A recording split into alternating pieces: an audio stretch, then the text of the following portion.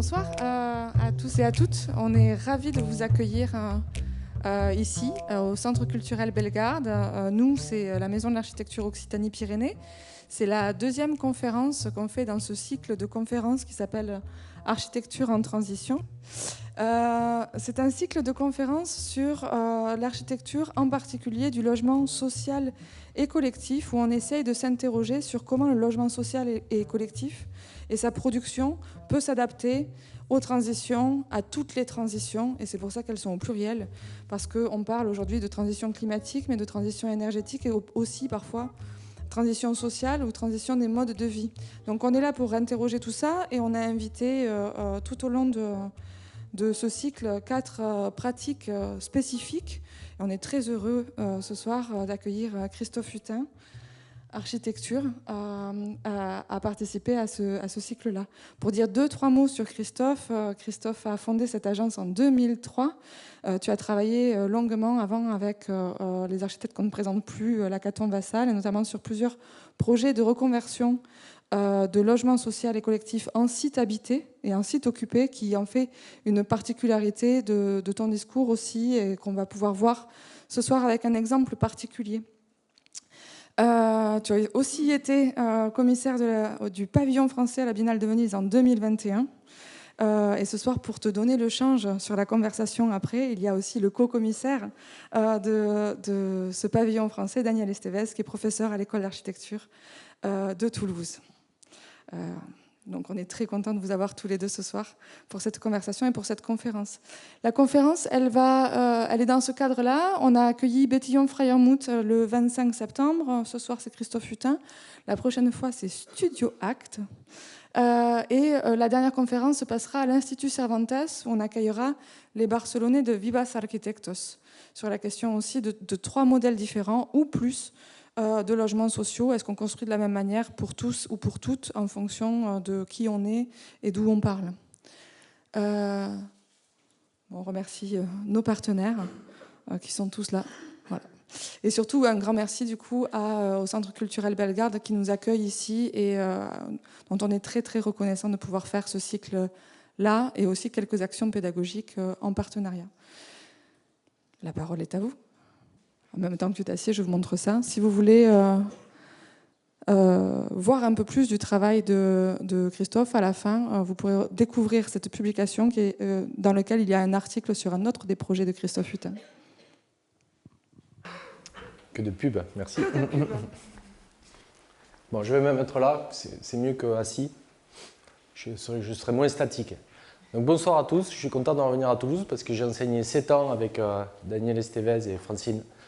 Et je vois qu'il y a d'autres gens dans l'école, je pense des étudiants et Sylvie. Ça fait plaisir de revoir des visages toulousains. Voilà, j'ai passé beaucoup de temps à Toulouse et donc je reviens avec plaisir pour vous parler un peu d'architecture, mais pas vraiment d'architecture. Parce que sinon, on va s'ennuyer et comme c'est le soir et tout ça, j'ai pas envie de vous ennuyer. Donc, il faut que je vous explique, je vais vous parler d'un projet qui s'est fait à Bordeaux pendant 7 ans, que j'ai livré au mois de mai.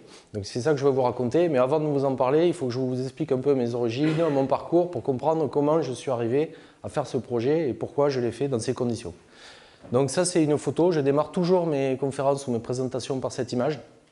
Cette image, je l'ai prise et j'avais 19 ans.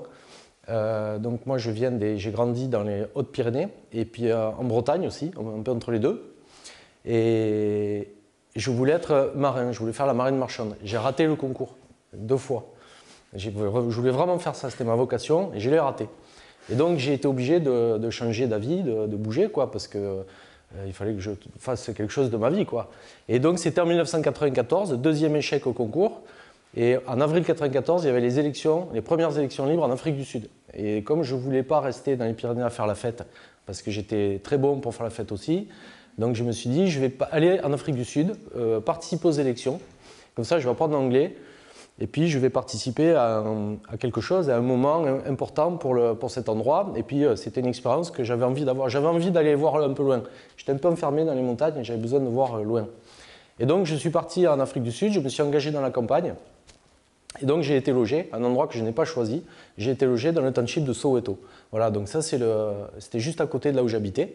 Donc j'ai pris cette photo avec un appareil photo jetable, et c'est une photo que j'ai prise comme ça. Et puis cette photo, aujourd'hui, je vous la présente, j'ai 51 ans, et donc elle me suit depuis toujours parce que c'est l'origine de mon travail, et elle a une valeur documentaire pour moi très importante. Donc j'habite à Soweto et je travaille pour l'ANC. Je ne vais pas tout vous raconter parce que je me suis engagé à faire 52 minutes. Donc j'ai oublié de déclencher mon chronomètre, pardon. Et donc j'habitais à Soweto et je travaillais dans le domaine des médias. En fait, ils ont été vachement intelligents. J'avais aucune compétence, j'avais mon bac et donc ils m'ont recruté parce que ils devaient négocier avec l'administration blanche et les budgets pour les radios et les journaux des jeunes étudiants qui étaient très militants, très impliqués dans la lutte contre l'apartheid. Et à chaque fois qu'ils négociaient les budgets, on leur envoyait des questions ethniques et raciales. On leur disait « nous ne finançons pas les Zoulous, nous ne finançons pas les Xhosa, etc. » Donc il y avait toujours un argument racial qui était renvoyé pour ne pas donner de l'argent. Et donc ils ont recruté un blanc français, payé des droits de l'homme, pour aller négocier l'argent. Et c'était vachement bien vu, parce que moi je ne suis pas Zoulou, et donc on ne pouvait pas m'opposer des questions raciales pour aller négocier de l'argent avec l'administration pour une radio ou un journal. Voilà, donc c'est ça que j'ai fait pendant plusieurs mois. Pendant 4 mois, j'ai fait cette mission, et j'habitais à Soweto. Et le week-end, je jouais dans l'équipe de foot de mon township, et puis je suis devenu un peu c'était bizarre quand même, j'étais un peu l'intrus. Et donc j'étais invité dans tous les mariages et toutes les fêtes, j'étais invité. Et comme j'étais bon, je vous l'ai déjà dit, j'y allais. Et donc le samedi soir, on faisait la fête, et les gens qui se mariaient, les jeunes gens qui se mariaient le samedi soir, le dimanche matin, on allait construire leur maison. Et donc on achetait au bord de la route 5 panneaux, vous avez le prix ici. Donc ça, si vous enlevez cash, là c'est le prix. Si vous enlevez un zéro, c'est le prix en euros. Donc les typologies sont vraiment bien, c'est T1, T1,5, T1 3 quarts, T2. Voilà, une forme d'économie qui est vraiment liée à la culture africaine. Et donc ça va de 180 à 320 euros, on construit sa maison. Et donc ensuite, on trouve un terrain, là où il y a de la place. On construit la maison, ça prend à peu près 2 heures. On récupère des clous, on les détord avec un marteau pour les remettre droit. On assemble les panneaux, on met les meubles, à 17 h on ouvre les bières et puis c'est parti. Et donc les gens construisent leur habitat en une après-midi et ils construisent leur foyer, c'est-à-dire leur projet de vie, ils sont mariés et c'est là qu'ils vont construire leur projet de vie. Et donc je me suis dit, c'est ça que je veux faire dans la vie, c'est génial, il y a tout à inventer, c'est incroyable. Et donc j'ai trouvé ça vraiment formidable et je me suis dit, c'est ça que je veux faire. Et donc j'ai cru que c'était ça l'architecture. Et donc après, je me suis inscrit dans une école d'architecture. Et c'est pas exactement, voilà, on ne m'a pas confirmé cette première expérience dans l'enseignement, mais c'est important d'avoir aussi un enseignement académique, d'avoir, je l'ai dit pour les étudiants, c'est bien de connaître l'histoire de l'architecture. Il faut maîtriser pour pouvoir en sortir ou pour faire autrement. Il faut absolument maîtriser notre discipline, la connaître, pour pouvoir la dépasser ou pour pouvoir aller plus loin. Et donc, moi je crois que dans la vie, on a besoin de beaucoup de connaissances et on a besoin d'un peu d'ignorance aussi.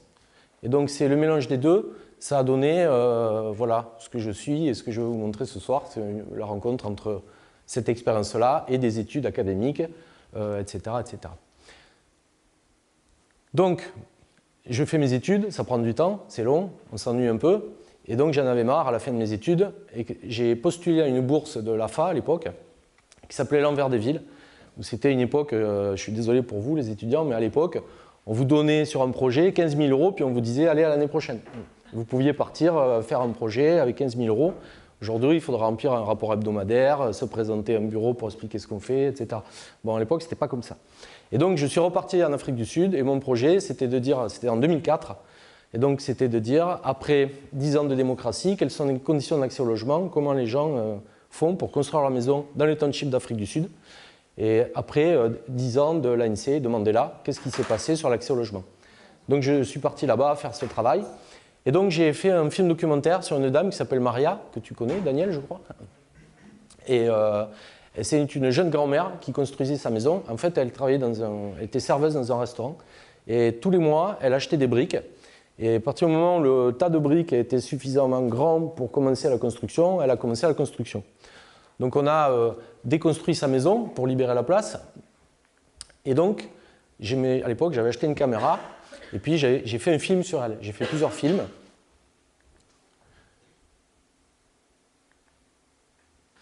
Et puis ensuite, j'ai travaillé sur un squatter camp, ça s'appelle. C'est donc un quartier informel où il y a des milliers de maisons.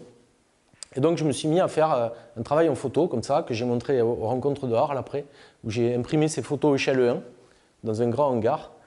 Et je vous montre ces photos parce qu'elles sont importantes pour moi, parce que c'est là où j'ai envie d'être quand je fais l'architecture. J'ai envie d'être au plus près des gens, au plus près de la situation dans laquelle on habite.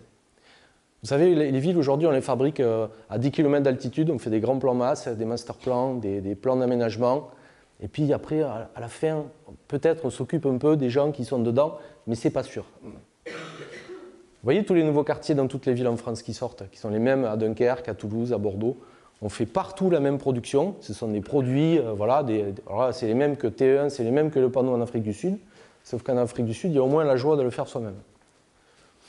Et donc j'ai commencé à faire cet inventaire des maisons, et des gens qui les habitent. Et donc, ces maisons, elles sont évidemment pas un modèle. Je ne suis pas en train de vous dire que c'est super d'habiter dans une shack, ça s'appelle, dans une maison en tôle. Néanmoins, dans la façon dont elles sont faites, les phénomènes qui sont à l'œuvre, c'est assez remarquable et c'est un enseignement énorme pour moi. Parce qu'avec 300 €, les gens construisent une maison qui est pleine de dignité, qui est une expression de soi-même, de son projet de vie. Les moyens sont très limités, mais la joie est au rendez-vous et le projet de vie s'installe très bien dans ces maisons. Elles sont hyper propres, hyper clean. L'intérieur, c'est presque un intérieur bourgeois. C'est assez étonnant. Ce n'est pas du tout les clichés qu'on peut en avoir. Alors, Johan l'a dit, après j'ai travaillé donc avec Anne Lacaton, Jean-Philippe Vassal et aussi Frédéric Druot. On a fait, je passe très vite, parce que je n'ai que 52 minutes, on a fait une étude urbaine sur la communauté urbaine de Bordeaux à l'époque, Bordeaux Métropole aujourd'hui. On nous avait demandé de travailler pendant 3 ans sur la définition d'une stratégie pour construire 50 000 logements nouveaux en parallèle de la construction du tramway. On était très en retard sur les infrastructures à Bordeaux, donc on a fait un tramway assez vite. Et donc le tramway, il a eu pour conséquence que les prix des terrains ont augmenté, que c'était encore plus difficile de se loger, etc., etc. Et donc on nous a demandé une stratégie. Donc les stratégies, si on fait une ZAC, vous en avez plein là, à Toulouse, je ne connais pas les noms, mais à Bordeaux Rouge, j'en ai vu quelques-uns passer, voilà, qui sont des endroits vraiment très peu désirables.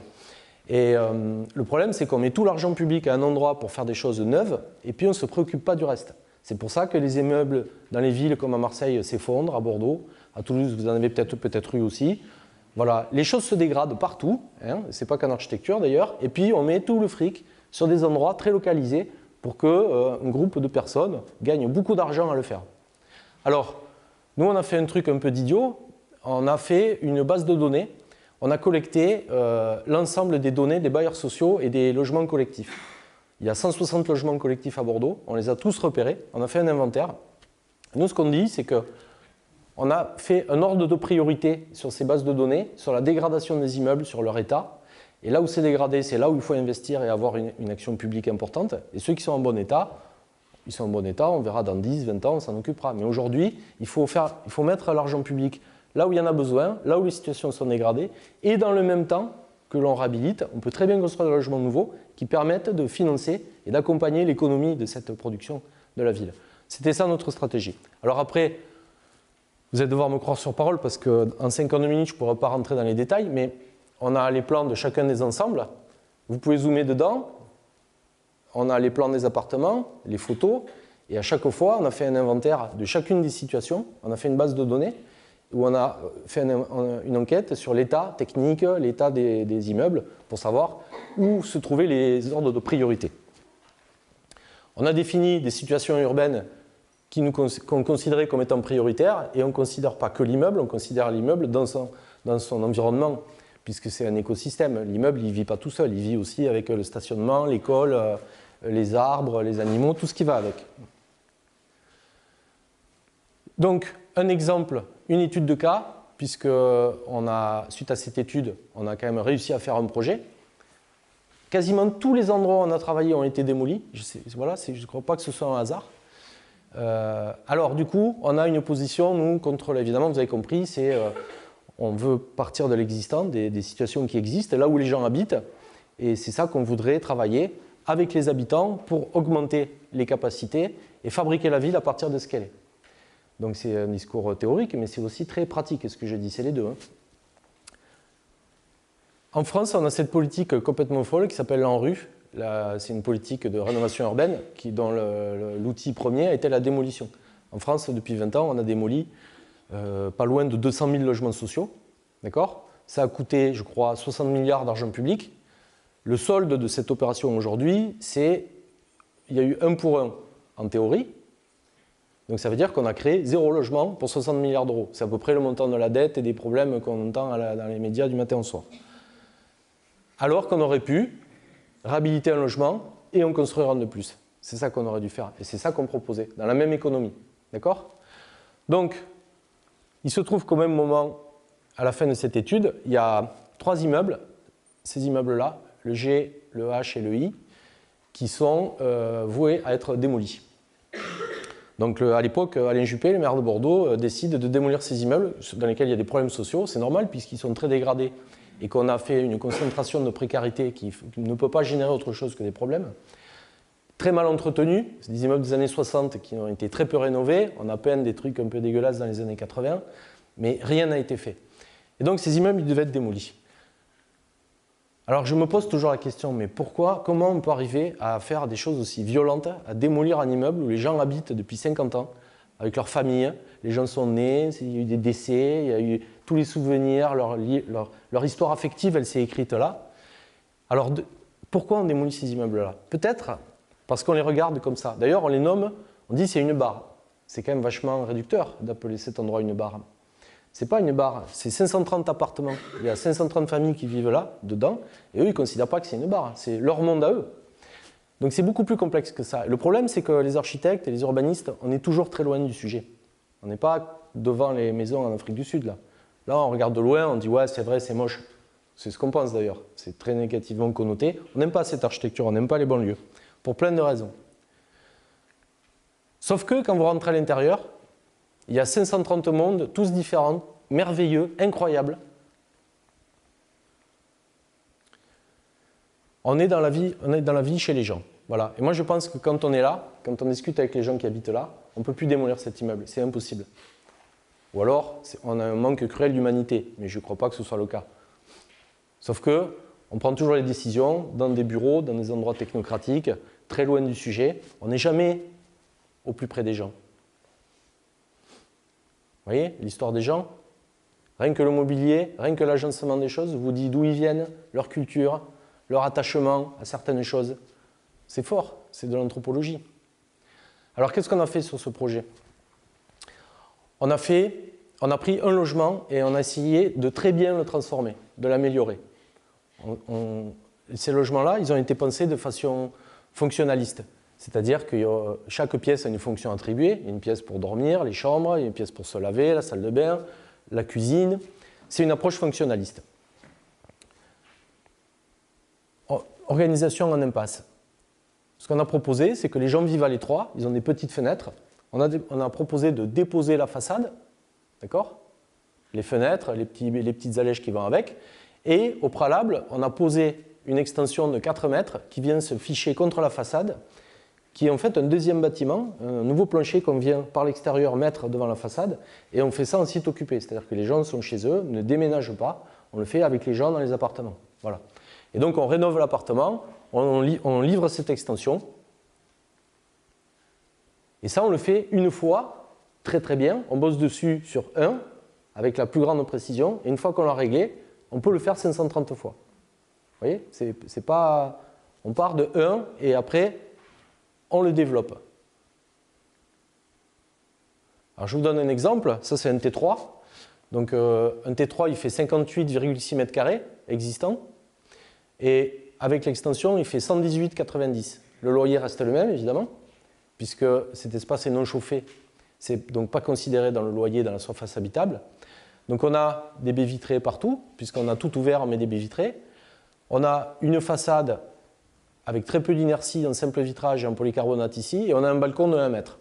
Cet espace, il n'est pas programmé. Chacun peut inventer la vie qu'il veut avoir à l'intérieur. Chaque pièce donne dessus, donc ça permet des nouveaux déplacements, un peu comme dans une maison, on peut sortir par l'extérieur, de la chambre, on peut aller partout. Voilà. Si vous avez besoin de vous enfuir parce que vous avez fait une connerie, vous avez toujours deux possibilités. C'est important dans un logement. C'est plus complexe. Voilà l'espace du jardin d'hiver. Là, on est chez Jean-Yves. Alors, ça, c'était au moment de la livraison. Je devrais changer la photo parce que je ne l'ai pas fait, mais aujourd'hui, il y a des plantes partout. Il est sublime, son jardin d'hiver. Voilà comment on a procédé. Donc, en fait, on lève les dalles ici avec la grue. On en pose 6 ou 7 par jour. Donc, on fait un niveau par jour. Et le garde-corps est posé déjà sur la dalle. Pourquoi il est posé? Parce qu'on n'a pas eu besoin de mettre des échafaudages, en fait. L'extension et l'échafaudage du chantier. Donc, comme il y a le garde-corps, les ouvriers peuvent circuler, on les voit, ils sont là, ils peuvent travailler en sécurité de suite, et on peut approvisionner les baies vitrées, le matos du chantier, etc. Et donc, on a une vitesse qui est très importante, et tout est préfabriqué. Donc, pas de nuisance, pas de poussière, pas de gros appareils. Voilà. Donc là, on voit une pose. Les poteaux du rez-de-chaussée ont une forme un petit peu compliquée. C'est pas une question formelle, c'est juste pour éviter les fondations existantes du bâtiment. C'est ça que j'appelle la précision et l'attention aux choses.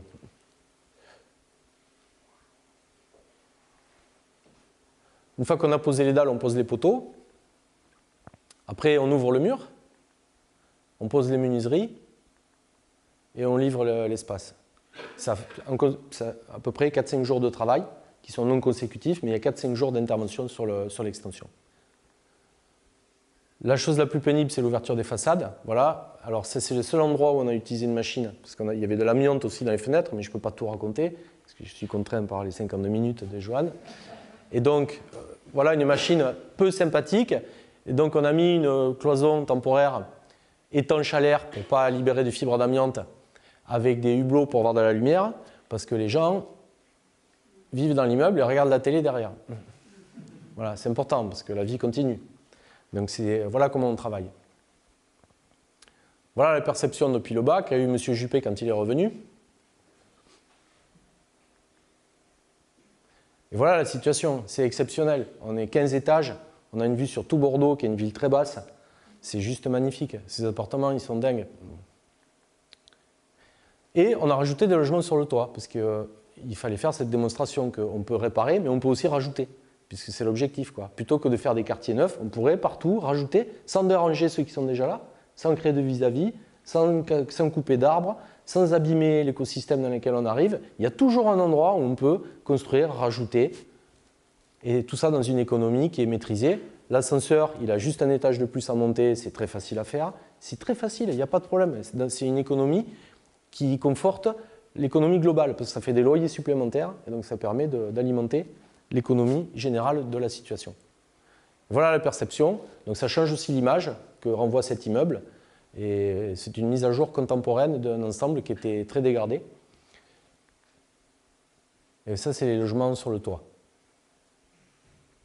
Alors, donc, une transformation, une transition, j'ai envie de dire, d'une situation de logement. 530 appartements, c'est énorme, hein, plus de 1500 personnes. Sur des barres de logements sociaux, donc 15 étages, 530 appartements, c'est un projet qui est très large, très grand. Et donc c'est une question c'est une attitude, quelque part, que je vous présente. Ce n'est pas une prouesse technique ou formelle. Tout est au service du résultat, c'est-à-dire le bonheur des gens qui habitent. C'est ça, moi, qui m'intéresse. L'architecture, les parois, la technique, je ne vais pas dire que je m'en fous, mais un peu presque. Parce qu'en fait, c'est un moyen. Pour moi, le moyen, c'est le moyen de changer les conditions de vie des personnes et de leur proposer une situation qui peut-être pourrait favoriser le bonheur d'habiter dans l'endroit où ils sont. C'est un peu, ça reste modeste, mais c'est un beau challenge. Je trouve que c'est là où on devrait être. Un autre cas, mais sur la même attitude.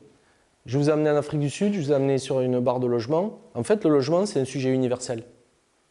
Ce qui change, les phénomènes sont les mêmes partout sur la planète. Ce qui va changer, c'est la culture, le climat. Les gens s'expriment, c'est le droit culturel. Les gens expriment leur propre culture, leurs propres désirs dans l'architecture. Et c'est ça qui fait la différence et c'est ça qui crée des contextes culturels très différents. Et nous, les architectes, c'est à nous à épouser ces contextes-là, ces modifications, ces mouvements de la société pour justement aller plus loin et favoriser la dynamique qui est à l'œuvre partout dans les logements. Donc on ne fait pas des projets finis. Pour moi, c'est un work in progress. L'architecture, c'est un temps d'intervention sur une histoire qui est beaucoup plus large, beaucoup plus longue que notre intervention.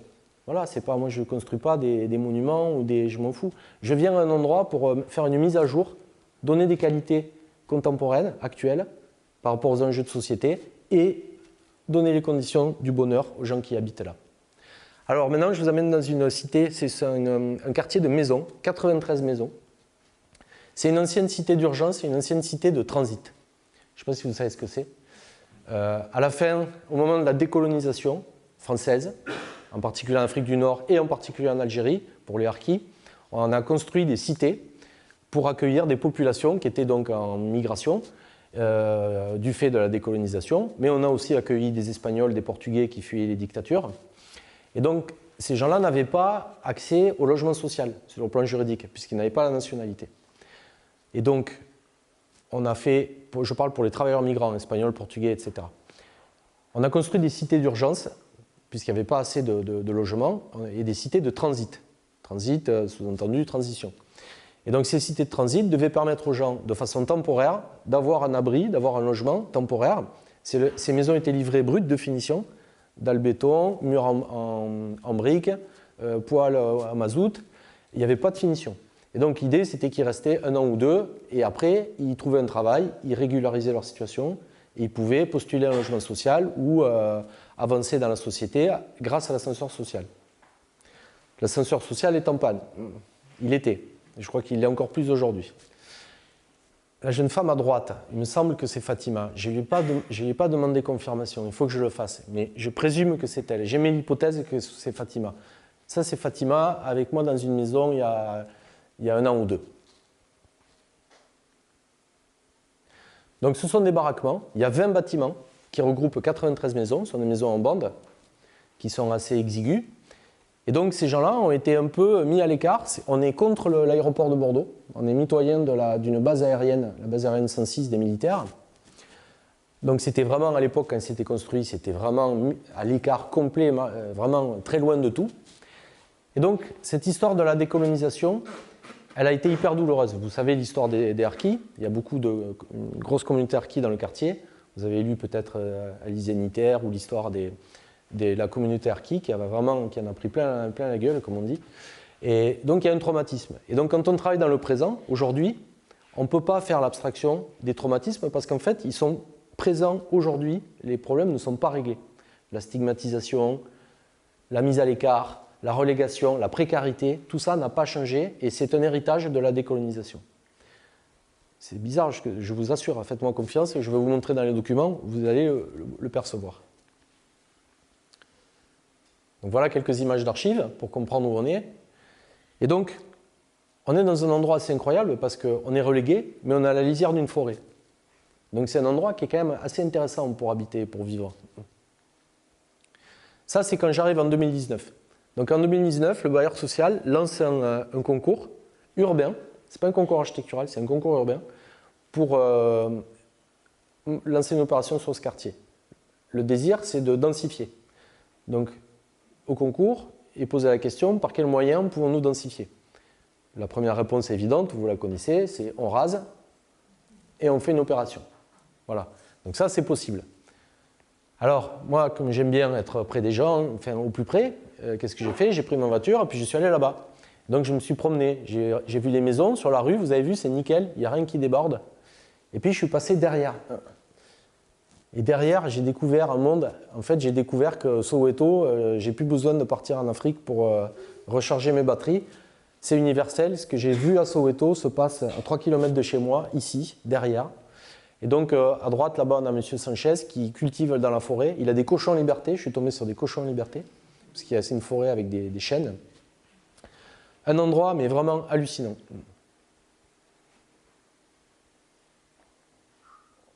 Voilà, ça c'est le jardin de la maison de M. Sanchez. C'est des terrains militaires.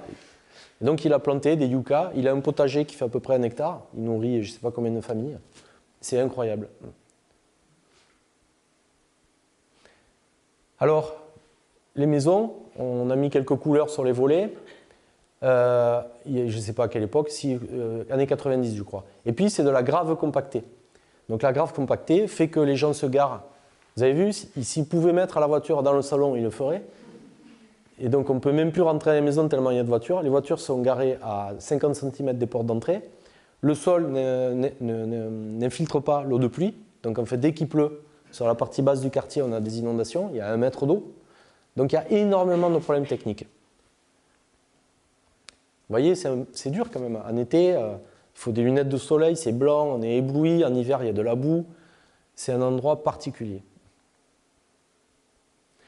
Alors voilà ce qu'on découvre à Beutre. En noir, vous avez ce que les gens louent aux bailleurs sur la quittance de loyer. Et en rouge, c'est les constructions qu'ils ont faites depuis 50 ans, depuis 1970.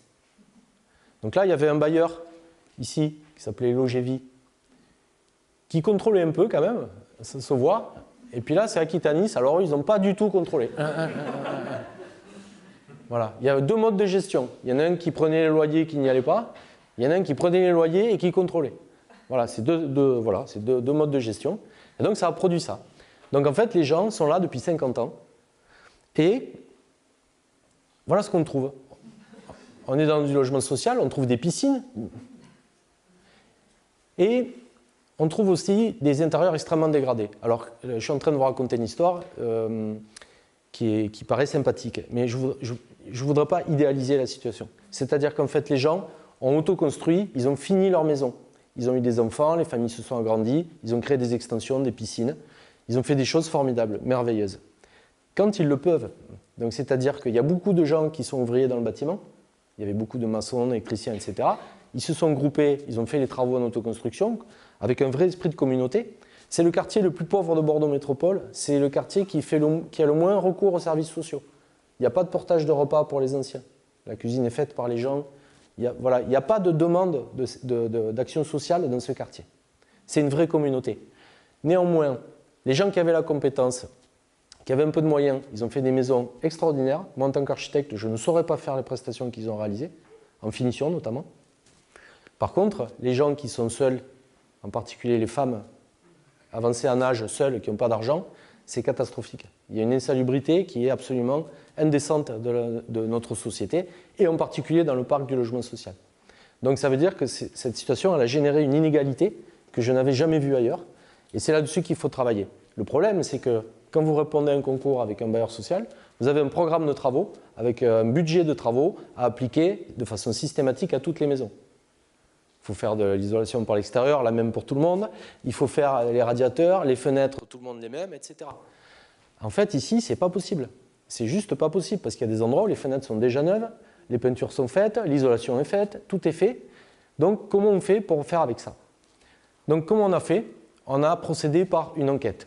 Voilà, l'enquête, je renvoie à un philosophe américain, John Dewey, qui a fait un livre qui s'appelle La théorie de l'enquête. Et donc, l'enquête, elle permet de collecter, d'augmenter ses connaissances sur la situation pour avoir un niveau de connaissance qui vous permet d'être très efficient lorsque vous engagez des travaux. L'enquête en architecture, c'est comme ça que je travaille. Bon, peut-être que je ne l'ai pas assez explicité, mais je vais le faire maintenant. Vous vous rappelez les photos en Afrique du Sud? C'est universel. Ça, c'est Madame Guise, elle nous a quittés avant le démarrage des travaux. La famille Zouaoui, ce sont des Tunisiens. La maman est morte aussi, juste avant les travaux. Ça fait partie du chantier. Hein. Monsieur et Madame Ruiz, Monsieur et Madame Castro. Je vous donne leur nom, parce que ce n'est pas les habitants. Ça m'énerve ce terme, les habitants. Vous savez, on dit, oh, il faut construire avec les habitants. Mais qui n'habite pas? Tout le monde habite, même les animaux, ils habitent. C'est une catégorie qui n'a aucun sens. Tout le monde habite sur la planète. Les plantes, les animaux, il n'y a pas un être humain qui n'habite pas. Même un SDF, il habite sous un pont, il habite. Donc ce terme, il n'est pas opérant. Voilà. Et moi, dans ce travail, ce que je considère, c'est que les gens, ils comptent, chaque personne compte, chaque famille compte, ils comptent pour un, et c'est super important sur le plan politique. Donc, je vais enchaîner à vous expliquer aussi les questions de participation, puisqu'évidemment, une fois qu'on travaille avec les habitants, on fait une démarche participative, avec des post-it. Voilà, parce qu'on est très bons, les architectes, on a plein d'idées, et il faut leur faire adhérer à nos idées, parce qu'elles sont tellement bonnes qu'il faut qu'ils les acceptent, de gré ou de force. Donc la participation, c'est un truc qui m'agace énormément aussi. Parce qu'on ne peut pas être contre la participation. Moi, je pose une question. Est-ce que la participation, d'après vous, c'est démocratique, la participation? Qui vient aux réunions de participation? Les gens qui viennent aux réunions de participation, c'est parce qu'ils ont un intérêt personnel. Soit ils font partie d'une association, ou ils sont représentants de je ne sais pas quoi chez le bailleur. Il y a un enjeu derrière. Les gens qui ne sont pas d'accord ne viennent pas aux réunions de participation. Donc ça veut dire qu'on met tout un pan du quartier sur le côté et on ne peut pas bosser avec. Donc c'est très difficile. On ne peut pas dire qu'avec 15 habitants sur un endroit où il y a peut-être 500 personnes qui habitent, on fait un truc participatif et c'est bon, on a fait le job, c'est démocratique. C'est pas possible. C'est comme ça qu'on fait de la politique en France en ce moment, vous voyez le résultat. Donc ça ne marche pas. Donc qu'est-ce qu'il faut faire? Il faut engager une relation avec chacun des habitants. Ça m'a pris 7 ans. C'est un suicide professionnel. J'y tiens. Monsieur et Madame Dessoliers sont des Bretons, c'est les copains à moi. Je connais l'histoire de chacun. Madame Coelho, c'est la sœur de Madame Maya, je vous expliquerai après. Alors voilà l'enquête. Donc c'est un document, j'en ai plein des enquêtes, parce qu'on a un niveau de connaissance. Ça, c'est les relations familiales entre les maisons. Voilà. Donc quand on regarde les maisons sur un plan masse, ça semble assez simple, quoi. Il faut changer les menuiseries, bon, voilà, puis on va faire un truc participatif. Il y a des habitants dans la salle. Vous êtes un échantillon d'habitants sympathiques. Je pourrais vous vendre un projet là ce soir, j'y arriverai en 10 minutes. J'en suis capable. En fait, les gens, c'était une zone un peu de non-droit cet endroit. Donc en fait, les gens, quand quelqu'un mourait, quand quelqu'un partait, hop, on mettait ses enfants dans la maison. Et on appelait le bailleur. Au fait, la maison, elle est louée, il faut envoyer le bail.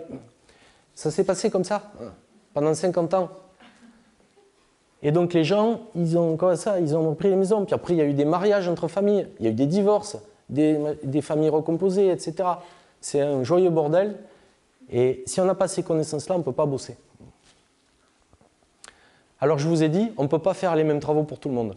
Sinon, on va faire des bêtises, forcément. On va démonter des trucs qui étaient très bien et on ne va pas faire assez là où c'est extrêmement insalubre. Donc comment on mesure ça? Comment on le transforme en données, en arguments pour pouvoir convaincre les pouvoirs en place, le bailleur, la mairie, etc., de nous accompagner dans cette démarche. Alors on fait une enquête. Alors un outil de l'enquête, c'est pour illustrer, vous avez compris, je ne vais pas tout vous raconter, hein, mais un outil, le Pentagone. Le Pentagone, il a 5 branches. L'occupation. Vous avez 2 chambres dans la maison, vous êtes un couple avec un enfant, vous êtes à 0, vous avez l'occupation qui est correcte. Vous êtes une famille avec 3 gosses, il n'y a qu'une chambre, vous êtes à plus 3. OK? Et si vous êtes une femme veuve et les enfants sont partis faire leur vie ailleurs, dans un T4, vous êtes à moins 3. État technique de la maison, fissuration, etc. État définition, état des peintures, des carrelages, des sols. Expression d'un projet par la famille. Et état des extérieurs. Alors j'ai dit extérieur, c'est les autoconstructions. Je ne peux pas dire autoconstruction, sinon on va se faire taper dessus. J'appelais ça les extérieurs. Et donc, cette enquête, elle génère un polygone. Et ce polygone, il vous renseigne sur là où il faut mettre l'argent ou pas le mettre. C'est-à-dire qu'il y a des maisons ici, il n'y a rien à faire. Et là, ici, il faut tout faire. Voilà. Donc en fait, il y a des maisons où on a investi énormément de travaux, on a tout refait. Et il y a des maisons où on n'a quasiment rien fait. Après, tout ça, c'est des outils d'enquête aussi. Je ne vais pas tout vous expliquer, ça aussi, ça aussi. Bon, c'est des... Voilà. Donc notre enquête, elle produit ça. Ce n'est pas des plans d'architecte qu'on voit d'habitude. Hein. Il n'y a pas la solution là. C'est un processus. C'est un processus long de compréhension et de modification des choses. C'est ça la transformation et la transition. Vous avez les polygones, vous avez toutes les maisons. Et en fait, au début, quand on est arrivé, on a toujours des bonnes idées, les architectes. On est super bons. Et donc, les maisons sont petites, exiguës. Et donc, je me suis dit, ouais, il manque de place, il faut rajouter une chambre. Forcément, il y a un problème de chambre. Il faut rajouter une chambre. Eh ben non, en fait, sur l'enquête, on a tout réglé l'occupation des maisons en rajoutant 5 chambres sur le quartier. On n'avait pas besoin de beaucoup de chambres. On avait juste besoin de les mettre au bon endroit et de réagencer les choses. Donc, pas la peine de faire des extensions avec des chambres supplémentaires. Ce n'est pas ça dont on a besoin. Si vous ne faites pas cette enquête, vous allez avoir cette bonne idée de dire on va mettre une chambre en plus à tout le monde et vous aurez dépensé tout l'argent pour pas grand-chose. C'est ça la précision que j'appelle de mes voeux. Ça, c'est les équipements de salle de bain qu'il faut remplacer, l'insalubrité des blocs techniques. Voilà, je ne vais pas rentrer dans les détails parce que là, c'est technique et c'est un peu chiant. Donc, je prends un exemple. Je vais vous raconter l'histoire d'une maison. C'est la maison numéro 1, en haut de la première rue, rue des Étourneaux, Madame Maya, famille portugaise. Donc aujourd'hui, Madame Maya est veuve. En fait, elle loue cette maison-là. Ça, c'est la maison louée par le bailleur social. Et puis, son mari était maçon, portugais. Et dans les années 80, il a construit une deuxième maison dans le jardin, ici, dans laquelle ils ont mis le séjour, la cuisine, une cuisine pour faire les conserves, parce que sur l'espace public, ils ont construit un appentis et ils ont fait un potager, qu'on voit ici, qui leur permet de produire les conserves et la production alimentaire. Et cet arbre-là, c'est un olivier qui vient de leur village au Portugal, qu'ils ont planté dans les années 70. Voilà, c'est pas un arbre, c'est un olivier de leur village au Portugal. Vous vous rendez compte le sens des choses? Chaque détail a une valeur affective dans tout ce que vous voyez. Mais quand on est architecte et qu'on regarde des plans masse, on ne le sait pas, on n'a pas la connaissance, on n'a pas mené l'enquête et donc on abîme la vie des gens. On ne peut pas démolir cette maison maintenant qu'on a raconté cette histoire, vous êtes d'accord? Donc, au début, je me suis présenté à eux et on a fait une réunion au centre social du quartier. Et là, il y a 15 personnes qui sont venues. On était nickel pour un process participatif. On avait les 7 casse-couilles et les 7 qui ont un intérêt à être là. Ça fait 14, plus un qui est là, il ne sait pas pourquoi, sur un malentendu. Et il faut faire une réunion. Alors si, il y avait Fatima, que je vous ai montré au départ. Fatima, elle porte en elle beaucoup de traumatisme, justement de la décolonisation, de l'histoire des harkis, etc. Elle est très revendicative et je l'en remercie parce qu'elle m'a énormément bousculé. Et donc au début, elle m'est rentrée dedans très fort. Dès que je me suis présenté, j'en ai pris plein la tête. Et beaucoup de ressentiments, mais c'est normal quand on a été stigmatisé et relégué pendant 50 ans, c'est normal. Et donc, une des choses qu'elle m'a dit, on n'a pas écrit l'histoire de ce quartier correctement. Il y a un malentendu énorme. Donc on a travaillé, on a fait beaucoup de choses. On a travaillé avec un anthropologue qui a écrit le récit de chacune des maisons. On a fait un travail avec une nana qui fait des podcasts sur France Culture pour raconter l'histoire de Fatima, pour qu'elle puisse raconter son histoire et réhabiliter. Quand on réhabilite un quartier, on ne réhabilite pas que les maisons, on réhabilite la mémoire, on réhabilite la vie des gens aussi. Donc j'ai des amis qui sont artistes et qui s'appellent le Parti Collectif. C'est le fils de Bernard Lubat. Il cherchait un lieu pour s'implanter pour une résidence de travail avec son groupe d'artistes. Et il se trouve qu'ils ont un chapiteau.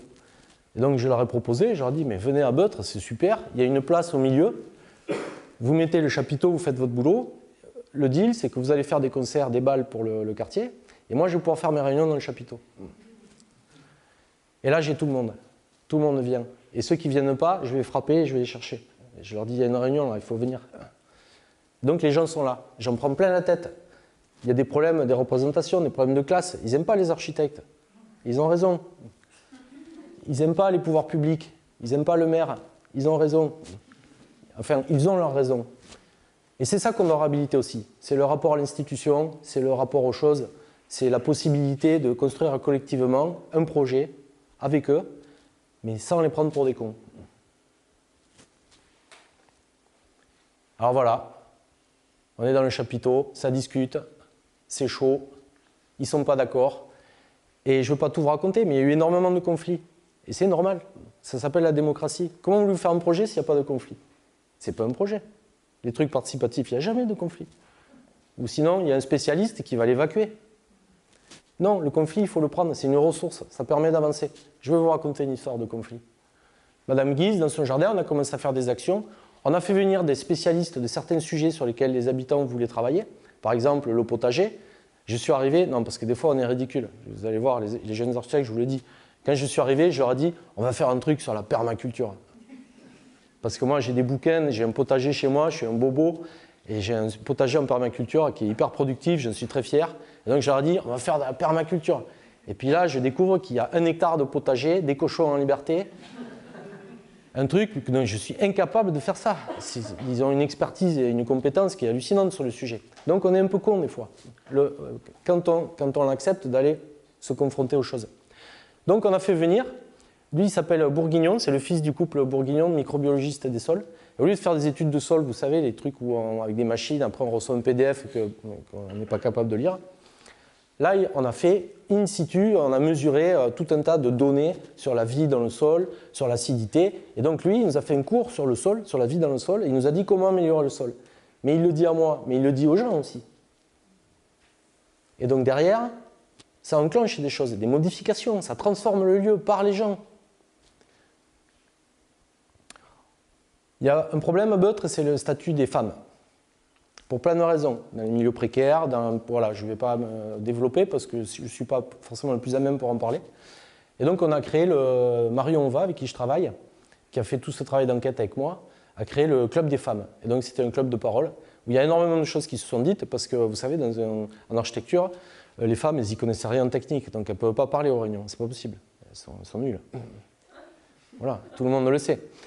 Donc, on a créé ce club de parole justement pour faire remonter un certain nombre de choses qui ont permis aux femmes de prendre part dans le projet et d'avoir une place au même titre que les hommes.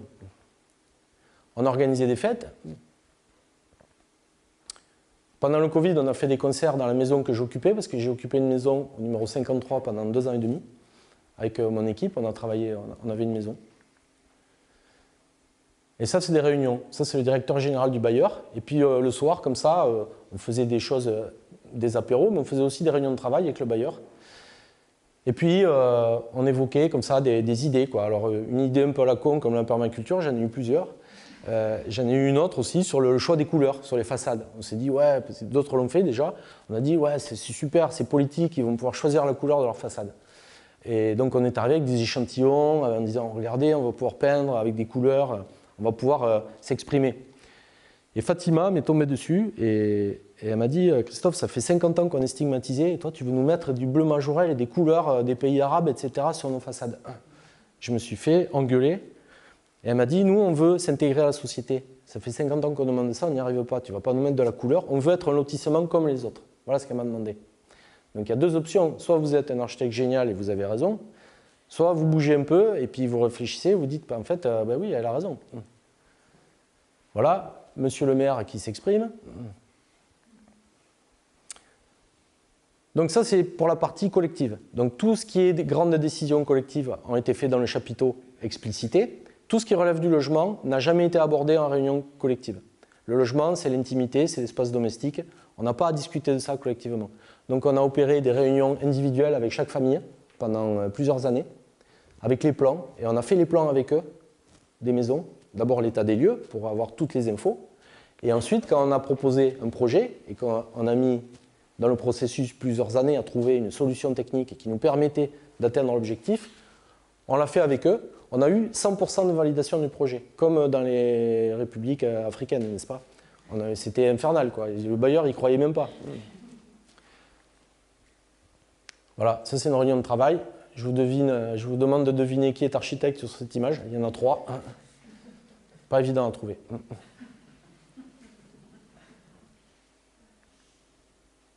Alors qu'est-ce qu'on a fait au final? Parce qu'il faut que je vous dise ce qu'on a fait, sinon c'est pas crédible. Alors voilà la maison. Je ne sais plus où j'en suis en timing, Joanne. 10 minutes, c'est parfait. Donc voilà le plan des maisons. On a une travée centrale qui est le séjour, la cuisine, le toilette et la salle de bain. On passe par une porte en chicane pour aller à la cuisine et on sort au jardin ici. La voiture, à vous rappeler, est garée ici, là. Donc le séjour donne sur la rue et ça, c'est le côté jardin. Alors il n'y en a aucune qui est comme ça. Ça, c'est la typologie théorique. Elles ont toutes été transformées. Donc on a de l'amiante partout. On a de l'amiante dans le toit. On a de l'amiante qui est tombée dans la laine de verre. Donc tous les plénums sont amiantés. Les réseaux électriques, les carrelages dans les salles de bain, les réseaux, les tuyaux, tout est amianté. Ouais, sinon c'est trop simple, on s'ennuie. Et puis vous avez 2 des maisons. Il y a beaucoup de gens qui sont très avancés en âge, donc des salles de bain comme ça, mais c'est même pas la peine, vous n'arrivez même plus à aller dans la douche. Donc il fallait qu'on trouve une solution qui puisse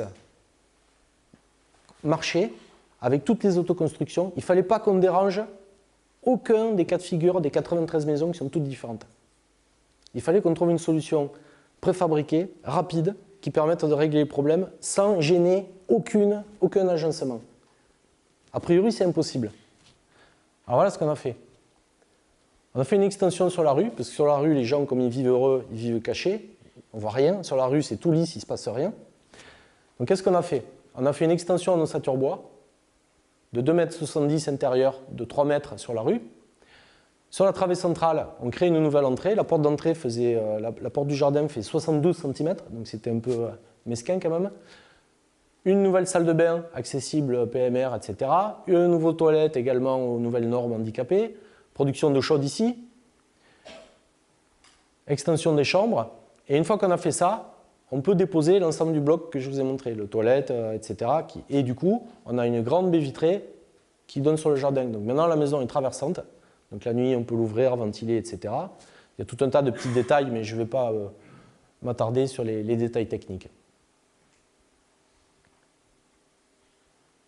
Voilà en coupe ce que ça donne. Donc tout ce qui est en rouge a été déposé et tout ce qui est en bleu a été rajouté. Donc ça veut dire que l'espace intérieur, on ne l'a quasiment pas touché, on a tout fait par l'extérieur. Et les extensions côté jardin, l'emprise chantier s'arrête précisément ici. Donc les extensions ne sont pas impactées par le projet.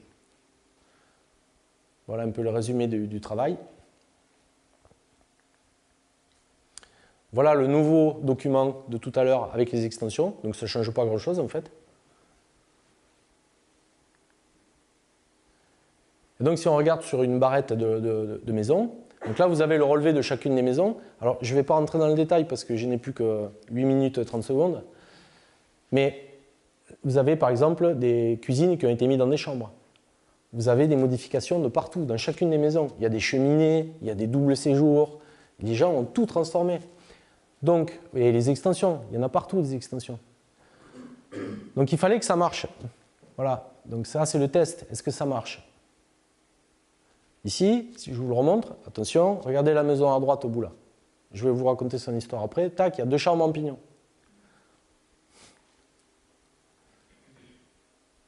Vous voyez l'extension ici là? Celle-là? Celle-là? Et ça, c'est les 53, celle-là où j'avais mon bureau, là, celle-là. Pam.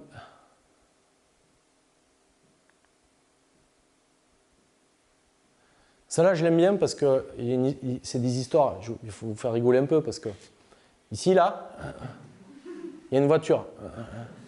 C'est une BMW cabriolet des années 80, elle est magnifique. C'est la voiture de Salar. Et en fait, ils ont construit l'extension avec la voiture dedans. Et c'est ballot parce qu'elle est vraiment, c'est une super voiture. Et donc, on a sorti la voiture. Et je vous promets, c'est vrai, il a passé 3 mois à fumer des clopes devant chez lui dans la voiture, décapotée. Tellement il était content.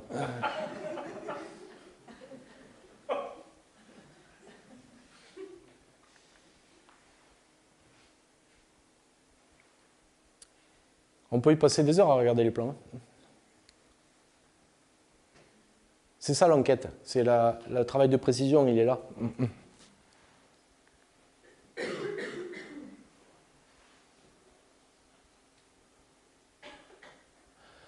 En fait, c'est Daniel qui a écrit ça dans un article.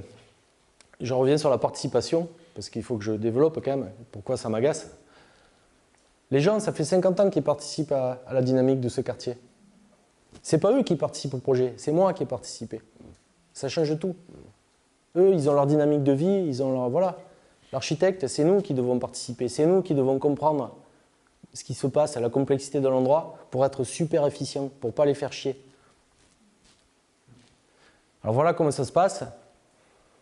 Comme on est côté rue et qu'on avait des problèmes d'amiante sur les réseaux, que les réseaux étaient cassés, qu'il y avait énormément de problèmes sur les évacuations, etc., sous les dallages et devant, on a créé l'ensemble des réseaux neufs sur tout le quartier.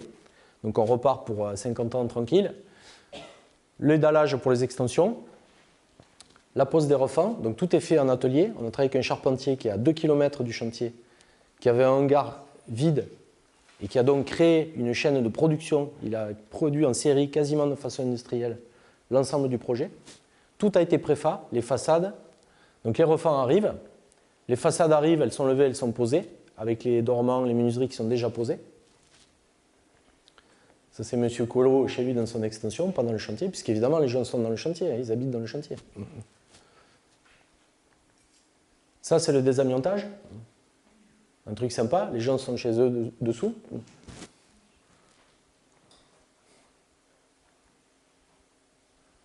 Voilà l'extension par rapport à la maison d'origine.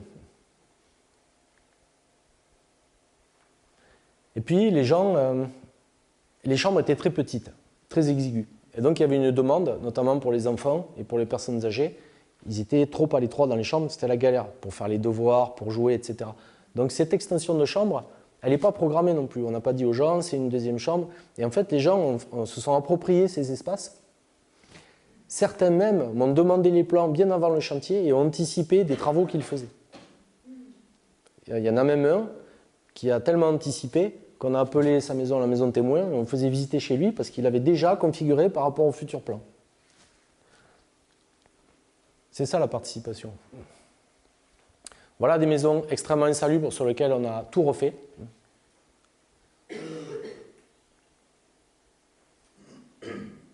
Ça, c'était le bloc où on avait les salles de bain, toilettes, etc.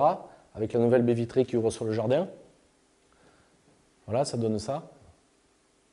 Ce sont des bijoux, les maisons, c'est incroyable. C'est 50 ans de vie des gens qui sont là.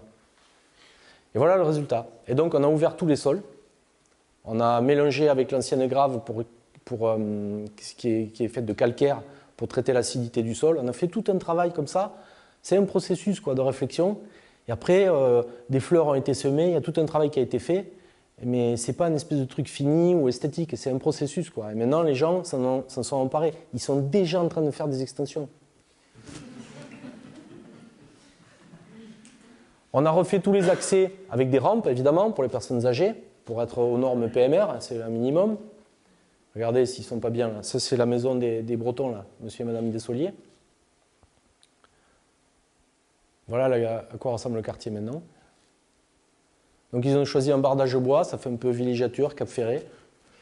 C'est sympa.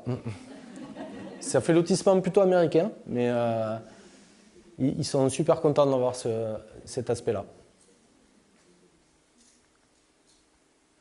Alors, pour conclure, je vais vous montrer quelques maisons, parce que là, je vous ai expliqué le truc général, mais en fait, il n'y a pas de synthèse dans ce projet, c'est impossible. Ce que je viens de faire, c'est difficile de vous expliquer une approche globale, parce qu'il n'y a pas d'approche globale, il y a 93 cas.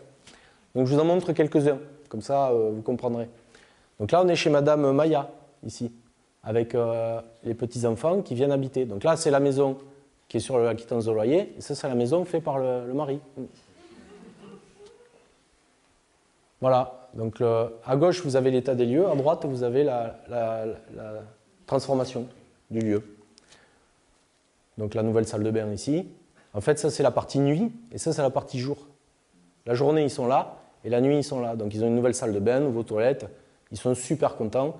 Et il y a eu un article dans Libération et la journaliste a interviewé Madame Maya. Et c'est super ce qu'elle a dit parce qu'elle a dit alors comment ça s'est passé avec les architectes et tout. Elle a dit ils ont de suite compris l'olivier devant la maison. Donc, du coup, on leur a fait confiance et ils sont très très bons. Voilà. Quand on ne fait rien, on est très bon. Voilà chez eux. Ça, je vous l'ai déjà montré. Et voilà l'olivier, là, qui marque l'entrée ici de la maison, qui est ici maintenant.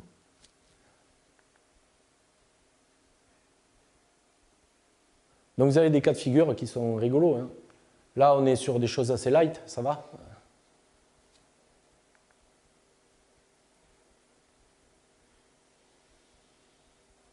On est chez les Dessoliers, chez les Bretons, j'y viens. Donc les Bretons, leur passion, c'est le yoga. Donc ils ont un studio de yoga ici, avec un petit jardin d'hiver ici, avec des statues de Bouddha. C'est très sophistiqué. Et voilà, donc ça c'est avant, c'est un peu le bordel, mais c'est chouette. Voilà, alors regardez cet espace par exemple, ça c'est avant, quand je vous dis qu'on ne réhabilite pas que les maisons. Ça c'est une autoconstruction qu'ils ont faite. Voilà la nouvelle cuisine, le nouveau séjour. Et regardez maintenant. Impressionnant, non, la transition? Regardez. Les fringues, le fauteuil. C'est hallucinant. C'est hallucinant. Voilà. Moi, en tant qu'architecte, ma plus grande gratification, c'est celle-là. Là, on est chez M. Sanchez, donc 95 ans. Celui qui a les cochons en liberté dans la forêt. Donc lui, il a un jardin ici comme ça. Il y a une petite route là, qui est un truc pour les militaires. Et là, il habite, en fait, le dessin il faudrait 1 hectare de plus pour montrer sa maison, parce qu'il habite 1 hectare de plus que ça. Alors lui, pareil, il avait la salle de bain ici, il avait bougé la cuisine ici dans une chambre. Il avait fait pas mal de travaux. Et donc sa femme, qui est très âgée, elle est assez malade, elle est très stressée. Et donc elle ne voulait pas qu'on fasse les travaux. Elle m'a dit non, non, non, vous les ferez quand on sera mort. Moi, je pense qu'il fallait les faire. Et elle me dit non, on ne veut pas parce que la salle de bain, elle est toute neuve, on l'a fait il y a 30 ans. Donc, tu ne peux pas la péter. Et donc, on a réussi à les convaincre. Ils sont allés chez leur fils pendant 2 semaines, et on a tout fait dans les 2 semaines. Et ils sont revenus. Voilà madame, sur le jardin d'hiver dehors. Ça, c'est l'entrée quand on arrive dans le séjour, sur le mur de la salle de bain avec la cuisine à gauche. Voilà, le chien, très important, il habite là lui aussi. Et voilà maintenant, regardez un peu. Et donc il voit son chien dans la baie vitrée et il voit le jardin. Ça change tout. Ils sont hyper contents. Et il est en train de faire un nouveau jardin d'hiver. Il a 95 ans. C'est ça la vie. Alors une famille qui était en suroccupation, alors c'est incroyable. On a vraiment de la chance, mais il faut la provoquer. Tous les gens qui étaient en suroccupation habitent en pignon. Je vous promets, je n'y suis pour rien. Et donc à chaque fois, on a pu en pignon rajouter les chambres qu'il manquait, parce qu'on avait la place de le faire. Donc là, on est dans un monde de peluches. Il y a quand même un enfant, là, je précise.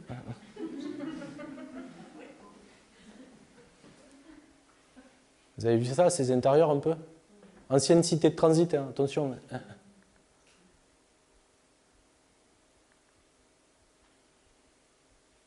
Là, on a un studio au fond du jardin.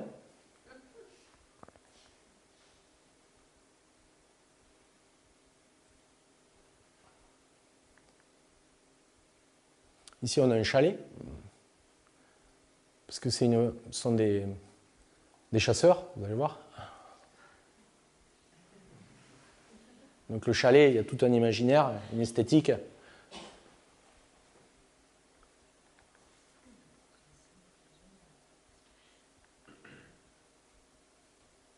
Alors ça, c'est la grande extension chez Fred Vaz. Alors lui, il est incroyable. Donc il a fait cette extension. Je ne sais pas si vous imaginez la taille du séjour. Il y a une piscine derrière. Et donc c'est lui qui avait pris les plans avant le chantier. Et donc quand on avait la salle de bain, il savait qu'il y aura la salle de bain ici, dans l'extension. Donc il a cassé ici pour faire une salle de bain qui était exactement dans l'emprise des plans à venir. Donc en fait, quand on a fait la salle de bain, elle était 2 fois plus grande. Parce qu'en fait, il avait déjà fait la moitié salle de bain à venir, puisqu'en fait, on a fait une extension de la salle de bain qu'il avait déjà faite.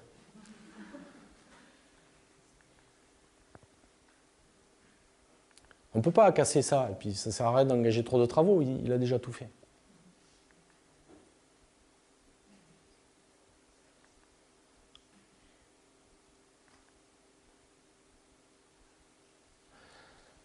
L'un des cas les plus difficiles, on a un T2, une seule chambre, avec 3 enfants, une famille avec 3 enfants, monsieur et madame Abdelawi. Donc il y a les 2 fils qui dorment en lit superposé dans la chambre. Les parents, ils ont construit une chambre dans le jardin, ici. Et la fille, elle dort dans le séjour avec une cloison dans une chambre sans fenêtre, sans ventilation. Ici, là. Voilà, ça c'est l'état des lieux. Pareil, ils sont en pignon. Hop, 2 chambres sur le pignon. Et tout le monde a sa chambre. Ça c'est avant le séjour, avec la chambre de la fille. Ça c'est maintenant. Et ça c'est la chambre de la fille. Elle a eu l'an dernier son concours de médecine. Elle va me soigner un jour, cette fille. Voilà, et ça c'est M. Sanchez l'autre jour, il n'y a pas longtemps. Il va avoir 96. Il est en train de faire un jardin d'hiver dans son jardin. J'en parle parce qu'il avance en âge, il est fatigué, mais il a encore ce projet du jardin d'hiver. Alors, je vais l'aider à le faire parce que c'est super important d'avoir des projets, de déborder l'architecture, d'aller plus loin, parce que c'est la vie. Et quand les choses sont finies, ben c'est la mort. Voilà, c'est fini.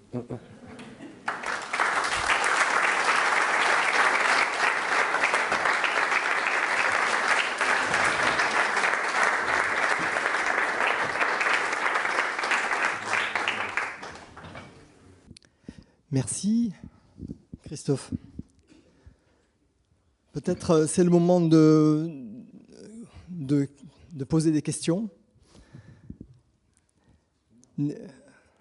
C'est difficile de poser la première question. Je vais quand même te dire un mot sur ce travail. Moi, j'ai suivi ce projet en tant que témoin pendant toutes ces années. Tu as en fait une présentation très courte, bien sûr, c'est normal. Peut-être, tu as parlé de toutes les expérimentations qui ont été menées sur les lieux pour dégager des connaissances, etc. Il y a une chose que tu as oublié de mentionner, c'est la collaboration que tu as faite avec Éric Chauvier, qui est anthropologue. Et finalement aussi une manière d'approcher l'architecture, je trouve, comme on pourrait considérer le travail d'un médecin.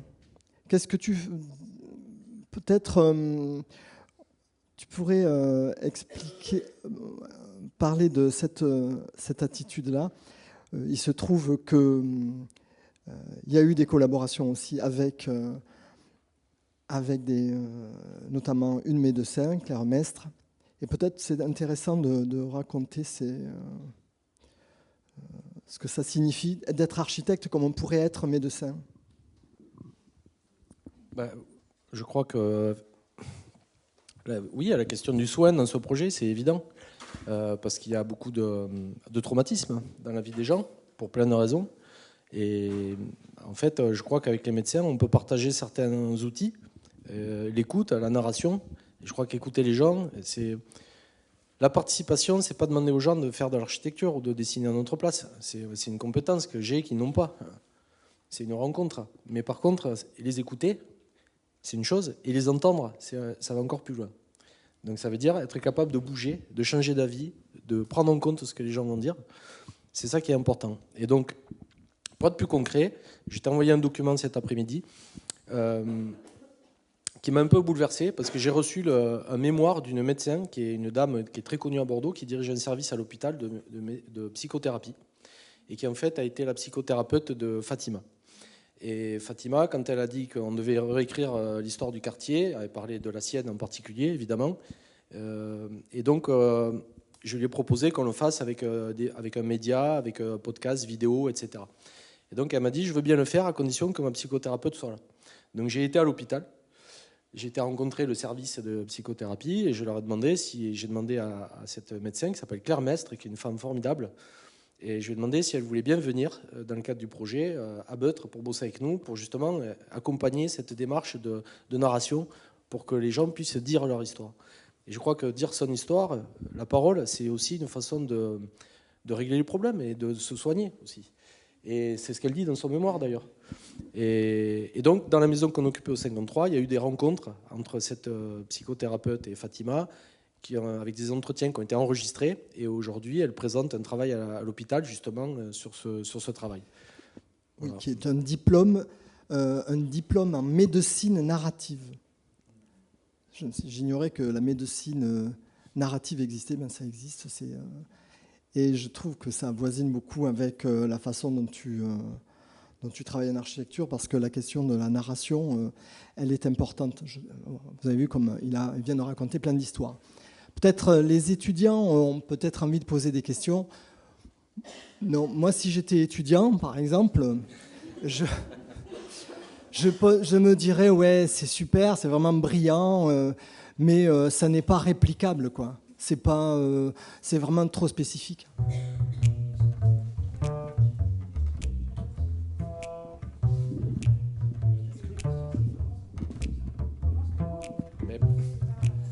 parce que je ne me suis pas acheté de maison au Cap Ferré, donc j'ai pas de crédit.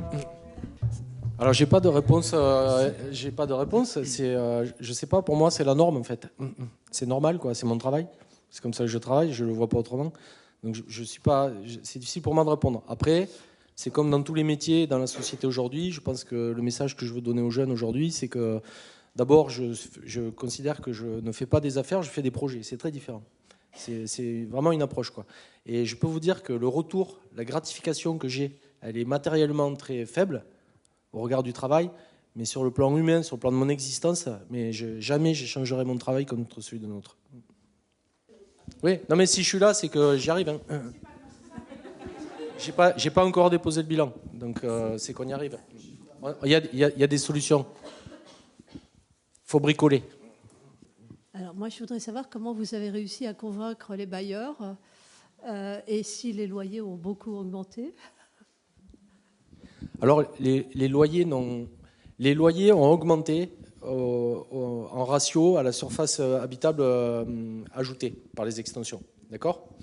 Un point que je n'ai pas donné, mais pour vous donner l'équilibre financier de l'opération, en fait, les gens, ils ont une capacité à payer un loyer. C'est ça qui est moteur.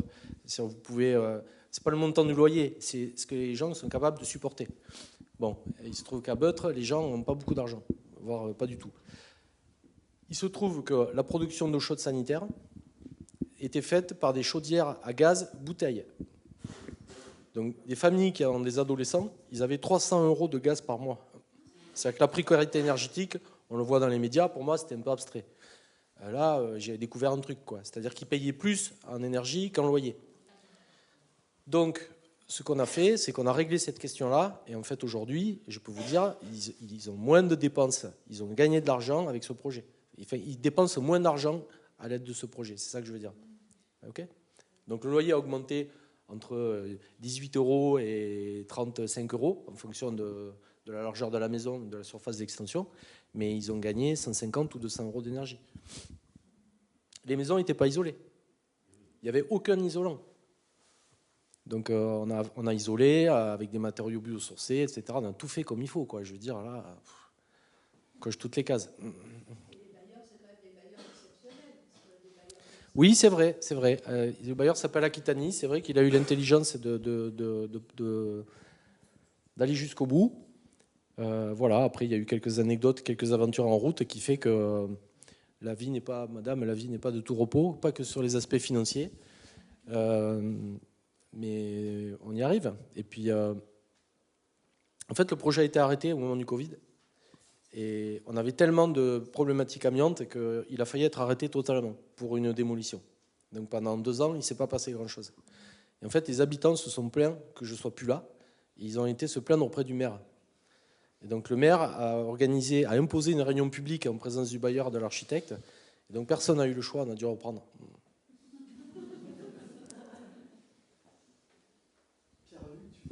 Oui, merci. Une question, parce que c'est ce qui me frappe dans votre témoignage, c'est que le résultat de votre travail, il est largement déterminé par ce que vous ne faites pas, ou tout du moins par ce que vous décidez de ne pas faire.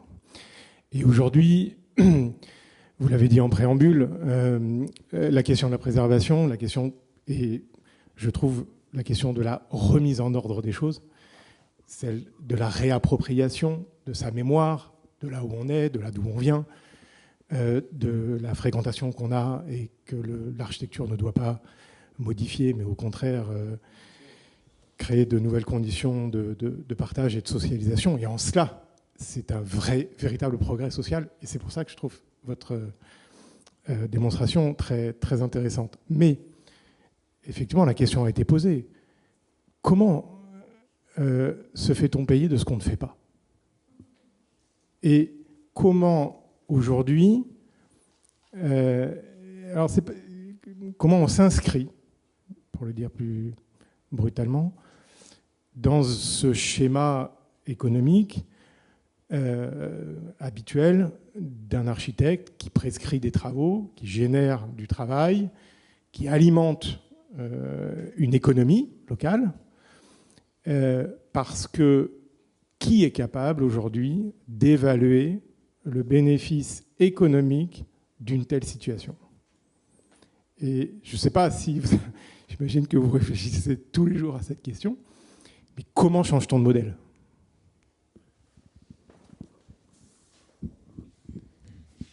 Je crois que vous pointez un sujet. Alors là, pour le coup, c'est vraiment une discussion d'architectes, hein, c'est-à-dire que c'est les pratiques professionnelles qui sont problématiques. C'est-à-dire qu'on est payé au pourcentage des travaux, ce qui, à mon avis, n'a aucun sens aujourd'hui. Aujourd'hui, on cherche justement à trouver de l'intelligence.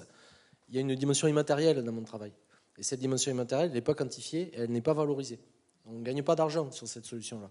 Donc effectivement, tous les travaux qu'on ne fait pas, c'est de l'argent au moins que je gagne pour financer la production de l'intelligence et de mes équipes pour arriver à ce résultat. Donc il faudrait revoir la rémunération et la façon dont on travaille. J'ai proposé des fois, j'ai même proposé d'être payé sur les économies réalisées. Par exemple, on dit il faut tout raser, tout refaire, ça coûte 4 fois plus cher que ce qu'on a fait. Bon, on partage. Ça n'a pas été accepté. Trop cher. Trop cher, ouais. Question de point de vue. Oui, bonsoir. On se connaît parce qu'on s'est croisés autour d'un projet de coopérative d'habitants où j'habite maintenant depuis 2018 dans l'éco-quartier ZAC de la Cartoucherie à Toulouse. Et ça me parle beaucoup ton discours sur l'habitat participatif. Nous, on prétend être coopérateurs plutôt, c'est beaucoup plus fort, on opère ensemble. Et la grosse différence que je vois entre une opération comme ça, c'est ce qui peut se passer avant ou pas. C'est-à-dire qu'en coopérative d'habitants, le groupe préexiste, il élabore un programme architectural et un programme de vie, etc. pendant des années avant le premier coup de pioche. Et donc, il y a plein de choses qui sont déjà faites. Alors que là, ce qui est premier, c'est de décrocher le marché, quand on est l'archi, auprès du bailleur, ou des bailleurs, ou des pouvoirs publics. Je ne sais pas qui est le maître d'ouvrage au départ, mais... Et du coup, la question, c'est comment tu fais ? Qu'est-ce que tu leur racontes, au-delà des questions tarifaires qui comptent vachement, mais pour qu'ils aient envie de te laisser mettre ce premier pied dans la porte. C'est-à-dire que toi-même ne sachant même pas ce qui va pouvoir se passer après, à part cette première visite d'un coup de bagnole et de découverte un peu surprenante, mais comment tu arrives à amener ce que tu as l'intention de faire et qui, a priori, correspond justement pas à leurs a priori. C'est une super bonne question. C'est que, alors, apparemment, j'ai été meilleur là qu'avec vous, puisque j'ai pas fait votre bâtiment. Et, mais c'est une vraie, c'est une vraie question. Non, mais on se connaît. C'est une belle histoire. C'est une vraie question. Comment convaincre quelqu'un en expliquant qu'on n'est pas capable d'expliquer le résultat, et qu'on est capable d'engager un processus, des moyens, mais que le résultat est indéterminé. C'est vachement difficile, c'est sûr. En fait, j'ai parlé, comme je vous ai parlé ce soir, avec sincérité, et j'ai dit ce que j'ai vu là-bas, parce qu'en fait, j'ai été sur place, et j'ai rencontré les gens, et j'ai vu des choses qui m'ont touché, et j'en ai parlé, et j'ai dit, je pense que c'est ça qu'il faut travailler, et qu'on peut l'amener à un autre niveau, on peut régler les problèmes, on peut régler tous les problèmes techniques, et sans dégrader l'histoire collective et individuelle des personnes dans ce quartier, et l'amener ailleurs. Et bon, j'ai réussi à les convaincre, mais je ne les ai pas convaincus tout du long. Je les ai convaincus au début, une première fois, c'était le plus difficile. Et puis après, il y a des hauts et des bas, quoi, parce qu'après, il y a des désaccords, des conflits, je l'ai dit, et c'est très important, les conflits. Parce que ce n'est pas le conflit en lui-même qui est intéressant, c'est sa résolution. Comment on résout les conflits sans s'échapper, en faisant face aux conflits. Donc aujourd'hui, dans la société, on le voit bien, l'actualité, excusez-moi, mais quand il y a un conflit, on ne le traite pas. Et donc forcément, ça finit mal. Et donc voilà comment on fait. Mais sur les résultats, c'est intéressant. Alors j'aurais pu vous parler d'improvisation, parce que c'est un thème qui m'est cher et que j'ai beaucoup réfléchi là-dessus. Étant même très frustré de ne pas être musicien, j'ai essayé de le faire en architecture.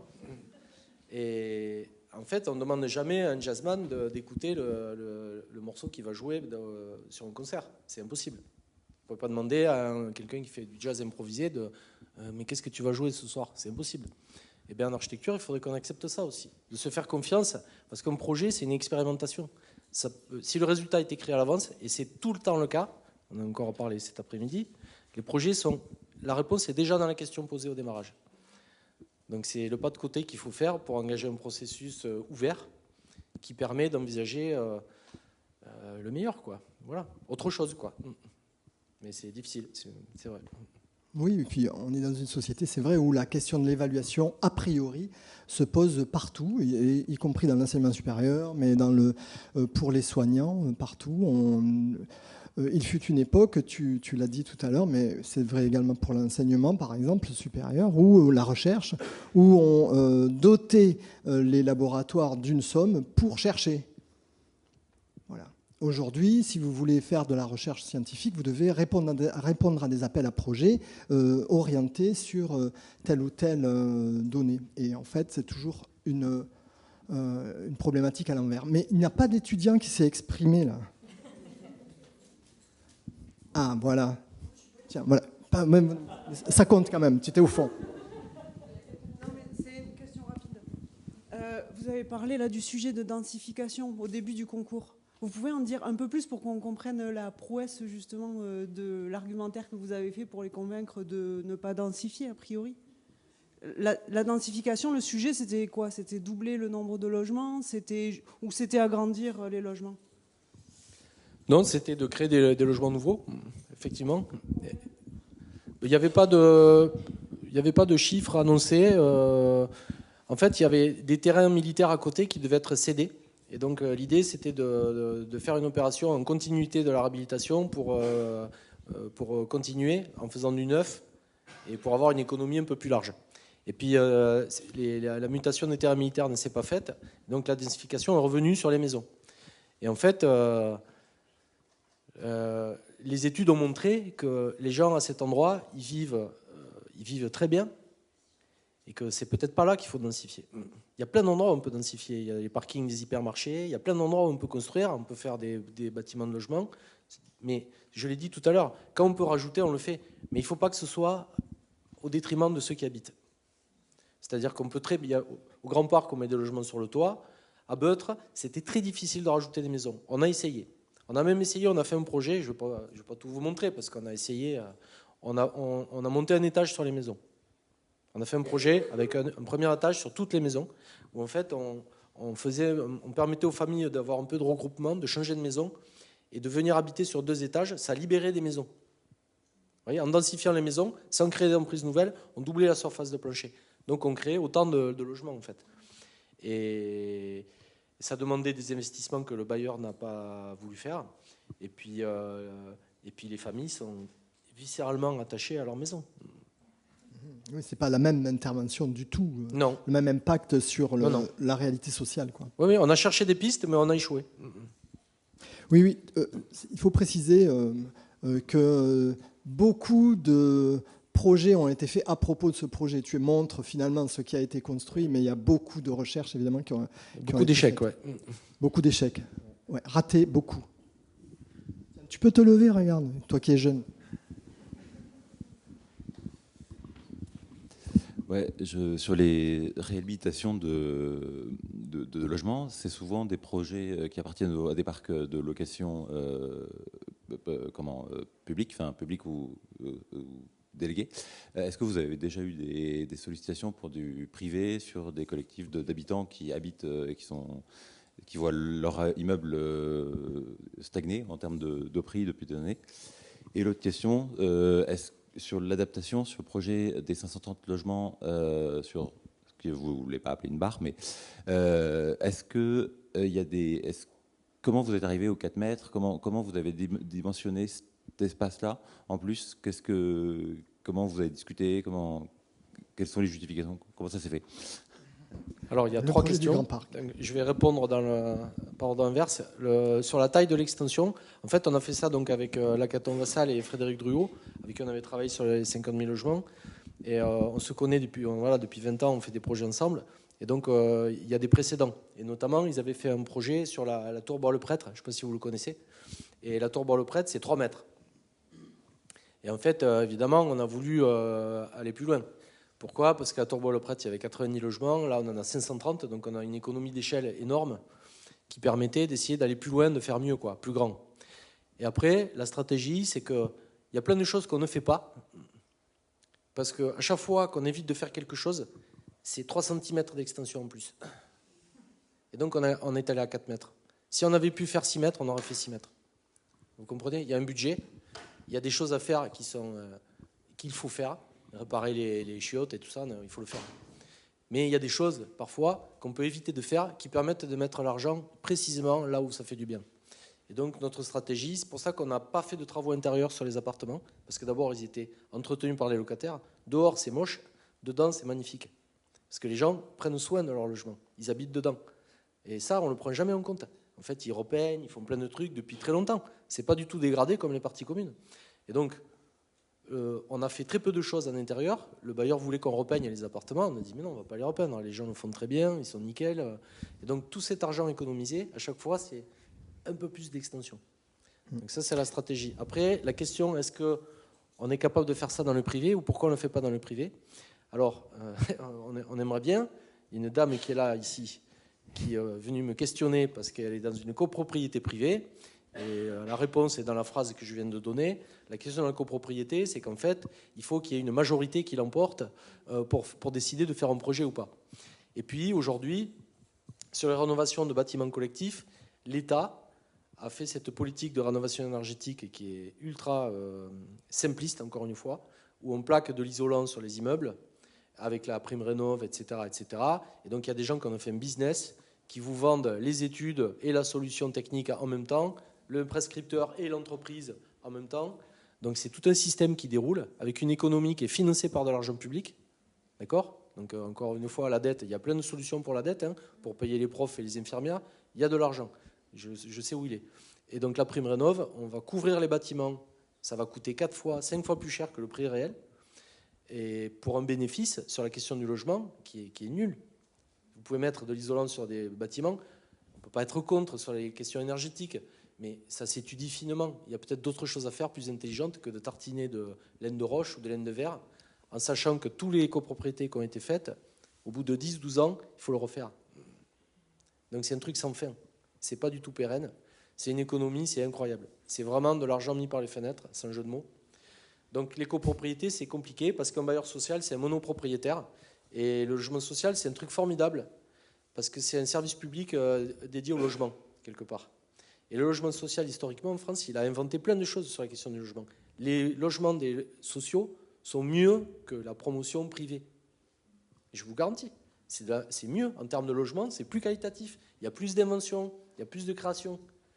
Voilà, donc ça veut dire que l'État, il pourrait aider, par exemple, plutôt que de tartiner de la laine de roche, il devrait nous payer les honoraires pour éviter de mettre la laine de roche. Voilà un projet que vous devriez porter les étudiants. J'ai une autre question. Merci. Bonsoir, je suis étudiante en architecture d'intérieur, en design d'espace.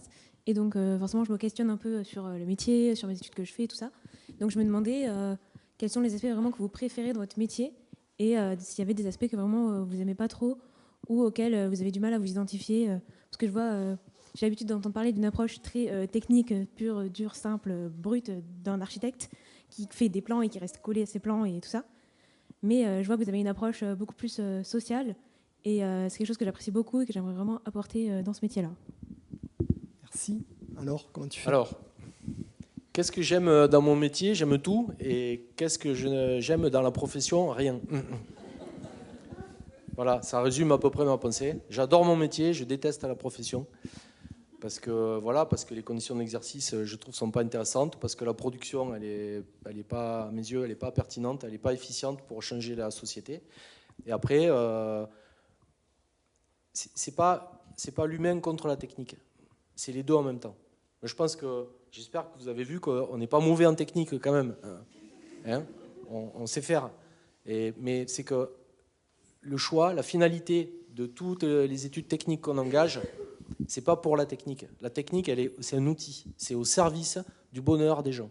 Et en fait, quand vous partez de ce constat-là, enfin de ce principe, c'est une attitude de conception. Et donc, ça veut dire que oui, il faut dessiner sur l'ordi, mais pas que. Il faut aussi être en prise avec le réel.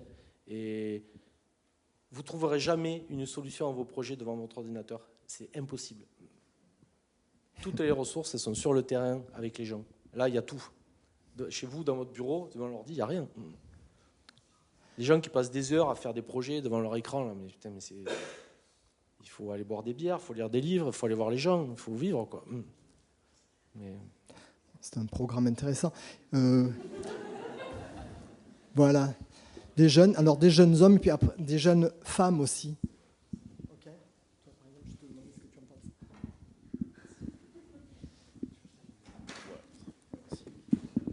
penses.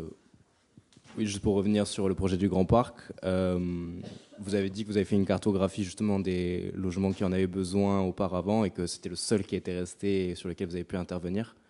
Et justement, je voulais savoir comment le ressenti que vous avez par rapport à ça. Est-ce que vous considérez ça comme justement une victoire d'avoir pu amener ce projet jusqu'au bout et d'avoir eu cette invention-là, ou est-ce que vous pouvez peut-être avoir une forme d'amertume de se dire que maintenant qu'il est reconnu et que c'est justement un peu un projet exemplaire, c'est un peu l'arbre qui cache la forêt? Bon, il y a la réponse dans la question, non? Alors c'est l'arbre qui cache la forêt. Non, qu'est-ce que je peux dire? Je peux dire que sur l'étude urbaine, on avait dessiné à peu près, on avait travaillé sur plus de 4000 logements en niveau APS, que je pense qu'il y en a 3000 qui ont été démolis. Et donc non, l'amertume, non, j'ai pas d'amertume, sinon je ne serais pas là. Ce serait trop.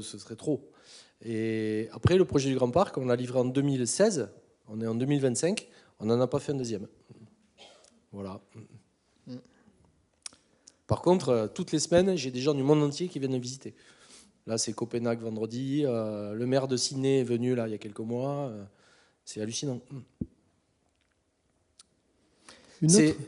Quelqu'un m'a dit que c'était trop pour ces gens-là, ce qu'on avait fait. Voilà. Trop pour les habitants qui sont dans les immeubles. C'est quand même du logement ça, social, voilà. il ne faut pas déconner. Voilà, c'est un peu trop, quoi. Ouais. Voilà. Ça en dit long, oui, Voilà. sur la générosité. Il n'y a pas que des questions d'argent. Hein. Une autre question. Qu'est-ce que tu as pensé de cette conférence? J'ai pas levé la main, hein. Mais c'est avec plaisir que je prends la parole. Mais moi, je suis vraiment pas déçue de cette présentation.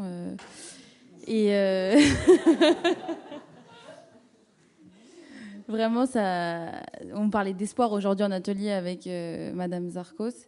Et ouais, ça donne de l'espoir et l'espoir fait vivre. Donc il faut vivre pour faire du projet, de ce que j'ai compris.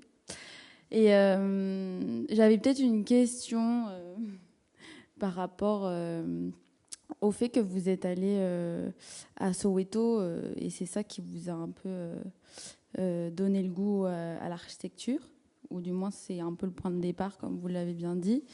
Après, moi, je me suis un peu renseignée sur votre parcours quand même. Mais du coup... j'aurais bien aimé voir d'autres projets ensuite dans ces zones, notamment en Afrique en fait. Je voudrais savoir si vous avez mené à bien d'autres projets et dans quelle démarche vous avez établi. Est-ce que c'était un peu comme à Beutre ou bien vous n'avez pas eu ces expériences-là sur le territoire africain? Et notamment, est-ce que c'était seulement en Afrique du Sud ou bien dans d'autres régions? Voilà. Alors, c'était seulement en Afrique du Sud. Et donc, votre question, c'est est-ce que j'ai fait des projets en Afrique du Sud? Alors, oui. Alors, j'ai fait beaucoup de choses en Afrique du Sud. Et j'ai fait, en particulier, à mon avis, les choses les plus intéressantes, je les ai faites avec Daniel, qui est celui qui vous a imposé de poser la question. Donc, ça fait une boucle qui est sympathique. Donc, Daniel, qu'est-ce qu'on a fait en Afrique du Sud? En Afrique du Sud, on n'a presque rien fait. On est arrivé, on a essayé d'augmenter notre niveau de compréhension des situations qu'on abordait avec très peu de moyens, puisque nous avons déplacé des étudiants pour travailler sur des sujets avec très peu de financement, avec des financements détournés, pour essayer de réunir des moyens d'aller sur le terrain et d'observer les situations et de comprendre quel rôle on pouvait jouer dans des situations critiques, quoi.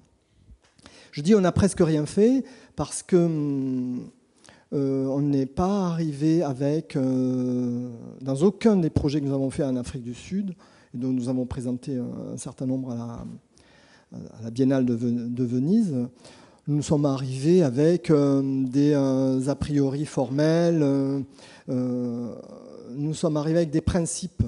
Et je crois que le mot-clé quand même enfin un des mots-clés du travail que tu viens de présenter, qui était aussi celui des travaux que nous avons fait en Afrique du Sud, à Soweto ou à Johannesburg, c'est celui de situation. Tu l'as dit très souvent ce mot, tu l'as employé beaucoup. Et je pense que l'attitude dans laquelle que tu adoptes pour faire de l'architecture, et que nous avons essayé de mener à bien aussi en Afrique du Sud, c'est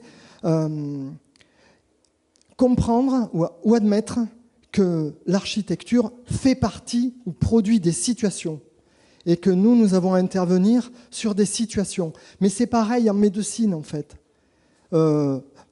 Un bon médecin, c'est un médecin qui prend en considération la situation physiologique, sociale du patient qu'il a en face. S'il doit soigner une épaule, c'est pas une épaule, c'est l'épaule d'un travailleur qui est maltraité dans son travail et qui fait...